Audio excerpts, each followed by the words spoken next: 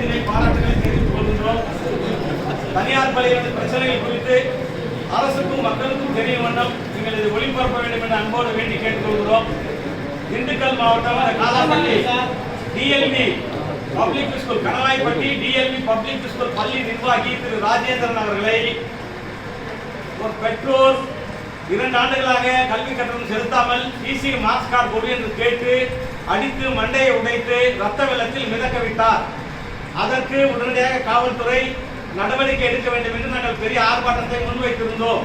அதை ஏற்று காவல்துறை உடனடியாக வழக்கு பதிவு செய்து அவரை கைது செய்து இன்றைக்கு பிணையில் விட்டிருக்கிறார்கள். அதற்காக தமிழ்நாடு காவல்துறைக்கு நாங்கள் எங்கள் நெஞ்சார்ந்த நன்றியை எங்கள் சங்கத்தின் சார்பிலே தெரிவித்துக் கொள்கின்றோம். தமிழ்நாட்டில் இப்படி பல இடங்களில் பல சமூக விரோதிகள் பள்ளிக்குள் நுழைந்து பள்ளி நிர்வாகிகளை தாக்கி பள்ளி பொருட்களை சூறையாடி கொள்ளையடிக்கிற ஒரு மோசமான சூழ்நிலை நிலவுகிறது. எனவே தமிழக அரசு மருத்துவமனைகளுக்கும் மருத்துவர்களுக்கும் எவ்வாறு ஒரு பாதுகாப்பு சட்டத்தை கொடுத்திருக்கிறதோ அதே போல் அரசு மற்றும் தனியார் பள்ளிகளுக்கான பாதுகாப்பு சட்டத்தை அமல்படுத்தப்பட வேண்டும் என்று மிக முக்கியமான கோரிக்கை வைப்பதற்காகத்தான் நாங்கள் இங்கே கூடியிருக்கிறோம். எங்கள் மாநில மாவட்ட சங்க தலைவர்களுடைய ஆலோசனை கூட்டத்தில் எடுக்கப்பட்ட முடிவின்படி தமிழக அரசு மிக சிறப்பாக செயல்பட்டுக் கொண்டிருக்கிறது. பள்ளி கல்வித்துறை மிக அற்புதமாக செயல்பட்டுக் கொண்டிருக்கிறது. இந்த வகையிலே தனியார் பள்ளிகளை ஊக்குவிக்க வேண்டும், அரசு பள்ளிகளை பாதுகாக்கிற வேண்டும், அனைத்து பள்ளிகளுக்குமான பாதுகாப்பு சட்டத்தை அரசாங்கம் அமல்படுத்தப்பட வேண்டும். அதே மாதிரி அங்கீகாரம் கோரி விண்ணப்பித்திருக்கிற அனைத்து வகை பள்ளிகளுக்கும் உடனடியாக தொடர் அங்கீகாரத்தை வழங்கிட வேண்டும். 10 ஆண்டுகளான பள்ளிகளுக்கு நிரந்தர அங்கீகாரம் வழங்கிட வேண்டும் என்கிற பழைய அரசாணையை உடனடியாக அமல்படுத்தப்பட வேண்டும். பள்ளி வாகனங்கள் அருகில் இருக்கக்கூடிய மாநில எல்லைகளுக்கு சென்று வருவதற்கும் மாவட்ட எல்லைகளுக்கும் சென்று வருவதற்கும் டிரான்ஸ்போர்ட் டிபார்ட்மெண்ட் போக்குவரத்து துறை ஒரு சட்டத்தை விதிமுறையை திருத்தம் செய்து மாணவர்கள் பயன்பாட்டிற்கு இந்த வாய்ப்பை வழங்கிட வேண்டும் என்று நாங்கள் கேட்டுக்கொள்வதற்காக வந்திருக்கிறோம். அதே மாதிரி ஆர்டிஇ 25% மாணவர்கள் சேர்க்கையில் எங்களுக்குரிய சென்ற ஆண்டுக்கான கட்டணம் இன்னும் வந்து சேரவில்லை. சென்ற ஆண்டுக்கான கட்டணம் சுமார் 500 கோடி ரூபாய் அரசாங்கம் இன்னும் எங்களுக்கு கொடுக்கணும். எங்க பள்ளியில் 12 லட்சம் மாணவர்கள் இலவசமாக 25% ஆர்டிஇ கல்வி கட்டணத்திலே கல்வி கட்டணங்களை படித்துக் கொண்டிருக்கிறார்கள். அரசாங்கம் கட்டணம் மட்டும் தருகிறது. அந்த கட்டணத்தை வருடம் அந்த கட்டணத்தை கொடுக்கணும். வருஷம் முடிஞ்சு 2 வருஷம் கழிச்சு கொடுக்க கூடாது. மத்திய அரசு தரக்கூடிய இந்த கட்டணத்தை மாநில அரசு கொடுத்தாதான் எங்களால் ஆசிரியர்களுக்கு சம்பளம் தர முடியும். எனவே தான் அதை கேட்கிறோம். அதே மாதிரி ஆர்டிஇ இலவச சட்டம் அந்த மாணவர்கள் படிக்கக்கூடிய மாணவர்களுக்கு டிசியில் கொடுக்கறதுக்கு நீதிமன்றம் அண்மையில் ஒரு சட்டம் போட்டிருக்குது. அதாவது டிசி கேட்கக்கூடிய மாணவர் டிசி இல்லாமலே கொடுக்கணும்ன்ற தவறு.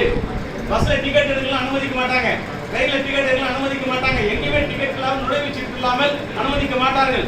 தேர்வு எழுதுனா அடுத்த வகுப்பு போக முடியாது.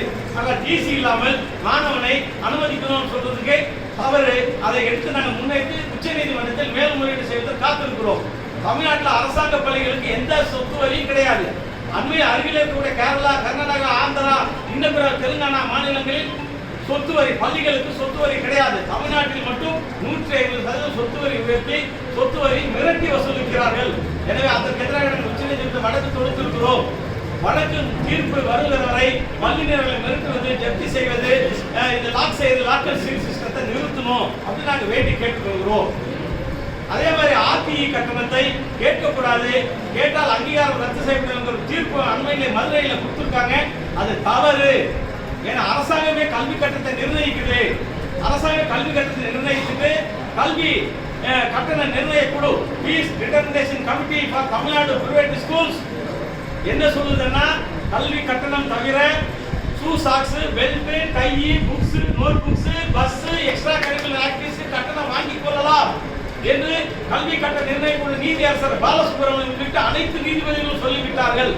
ஆனால் இவர் கட்டணம் வாங்கக்கூடாது என்று தெரியாமல் சொல்கிறார் நீதியரசர். எனவே அது தவறு என்று மேலும் அதற்கு மேல்முறையீடு செய்கின்றோம் என்பதை இந்த நேரத்தில் தெரிவித்துள்ளோம்.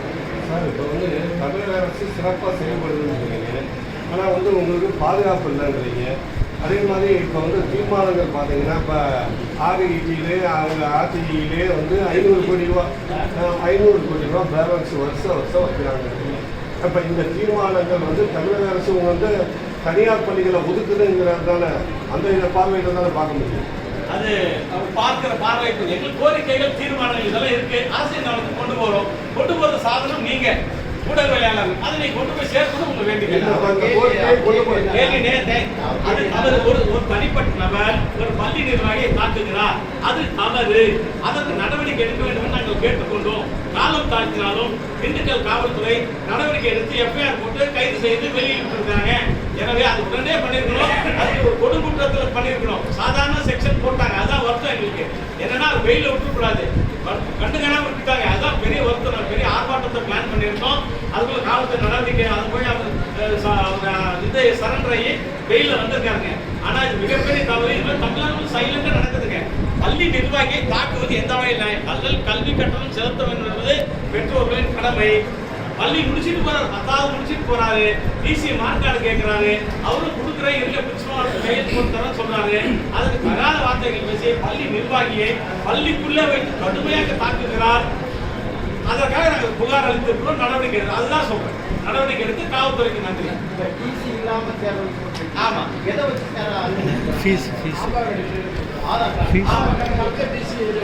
இல்ல தவறுங்க. அவர் சொல்றது அந்த ஆனந்த வெங்கடேஷ் நீதேசர் அவர்கள் வந்து no school no exam no fees சொல்லி அன்னைக்கு எடப்பாடி பழனிசாமி இருக்கிற போது சட்டமன்றத்தில் ஒரு சட்டம் போடுறாங்க.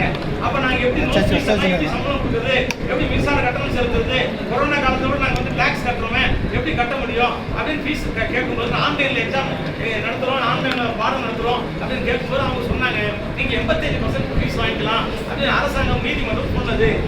கல்வி கட்டணம் செலுத்தாதவர்களுக்கு எவ்வளவு பாக்கி இருக்கிற அதை எழுதுங்க டிசின்னு சொன்னாங்க. இப்ப கொடுத்த நீதியரசர் வந்து டிசியே வேண்டாம் அப்படின்னு சொல்லியிருக்காரு. அதை எதிர்த்து நாங்கள் மேல்முறையீடு செய்கிறோம். அங்கீகாரம் பண்ணாமல் பல பள்ளிகள் ஆமா அங்கீகாரம்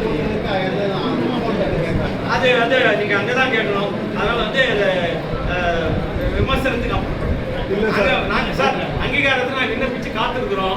அரசு கொடுக்கணும் வேண்டி கேட்டுக்கொண்டே இருக்கிறோம். அரசு கொடுக்கும் என்று நம்புகிறோம். கொடுக்கலனால